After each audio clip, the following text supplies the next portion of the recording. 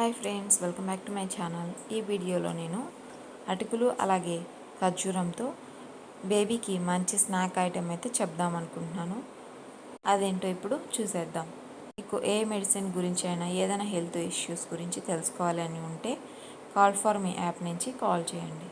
నేను మా బేబీకి ప్యూరే ఎలా తయారు చేస్తానో ఇప్పుడు చూపిస్తాను. ఫస్ట్ ఒక బౌల్ తీసుకొని 2 ఖర్జూరం అలాగే 2 పిస్తా పప్పులు అలాగే 2 బాదం పప్పులు, నెక్స్ట్ 2 శనక్కాయ పప్పులు, అదే వేరుశనగ పప్పులు అయితే యాడ్ చేయొచ్చు, ఇది ఆప్షనల్. నెక్స్ట్ ఇవి 4 గంటల ముందు నానబెట్టుకోవాలి. నీళ్ళు పోసి కాసేపు నానబెట్టాలి. తర్వాత 3 స్కూప్ఫుల్ అటుకులు అయితే తీసుకోవాలి. బాగా శుభ్రం చేసి ఒక బౌల్లో కొన్ని నీళ్ళు వేసి పెట్టాలి. ఒక 10 మినిట్స్ తర్వాత ఈ అటుకులు అనేవి కొంచెం రైస్ లాగా వస్తాయి. ఈ అటుకులు నీళ్ళన్నీ బాగా పిండేసి ఒక మిక్సీ జార్లోకి తీసుకోవాలి. అలాగే ఈ ఎండు ఖర్జూరం కూడా తీసుకోవాలి. అలాగే డ్రై ఫ్రూట్స్ కూడా మొత్తం యాడ్ చేసి ప్యూరే లాగా చేసుకోవాలి. ఎండు ఖర్జూరం ఎన్ని వేసుకోవాలనేది ఎండు ఖర్జూరం అయినా వేసుకోవచ్చు, లేదా మామూలు ఖర్జూరం అయినా వేసుకోవచ్చు. ఈ డ్రై ఫ్రూట్స్ వేసి మెత్తగా ప్యూరే లాగా తయారు చేసుకోవాలి. ఎండు ఖర్జూరం ఎక్కువ వేసుకుంటే బాగా స్వీట్ అనేది వస్తుంది.